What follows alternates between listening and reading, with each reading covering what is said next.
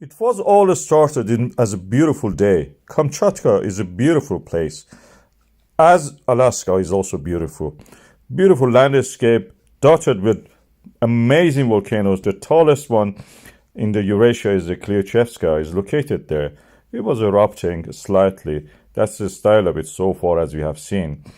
And gradually a stream of lava flowed down from this stratovolcano. Is a very felsic lava, so it doesn't flow that much. It should actually create much ash. In this case, we see that it was flowing down beautifully. And our works were continuing. My colleagues were working there. The telecommunication need, repair and upgrading. And when it was done by the Kamchatka Geophysics Institute of the Russian Academy of Science, and the seismograms were actually repaired and installed, this happened.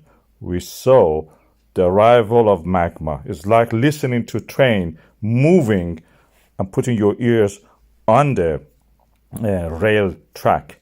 And we could hear the magma is coming. They announced a yellow alert warning. And later this was raised to red. And right on time when it was announced to red, just a few days after that, we had the biggest eruption of the Klyuchevskaya so far. One morning we waked up and this was the style of what we see usually in Indonesian volcanoes, very young active volcanoes. Here we have also the same. On the landscape of the Tolbachik volcano, the middle one, which is quiet at the moment, was very impressive. And day and night, this eruption was continuing.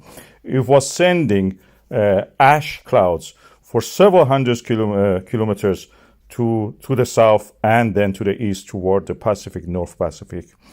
And people were waking up to this. And we could see the effect of it on the aviation. The red alert was issued for the aviation mainly because they use this route because unlike what you think, the shortest distance, for example, between Korea, Japan, and China, and the United States and Canada is not along the Pacific, is going over the pole, actually. This makes it shorter. And the same for the Europe. So you have to use this path, this corridor. And a lot of, sulfur dioxide is being released. We pick up the signature for that. It's forming like cyclone, moving toward the Canada and the United States of America. It may end up eventually in Iceland and Europe also. The raised level of this activity created melts and ice, which were actually melting with the ash and the soil, creating lahar. My colleague Oleg Sergeyevich Bondarenko explains. Проезд вот так выглядит. Автомобиль уже перебрался на сторону ближе к Озеревску. Техника готова дальше выполнять мероприятия по восстановлению. Приближается. Practically what you are saying is that the part of the Kamchatka highway was closed yesterday and now is reopened by the effort of the people who work for reopening it. As you can see, in the municipality of the Kamchatka, different regions they have. And Oleg is one of the bosses of that region.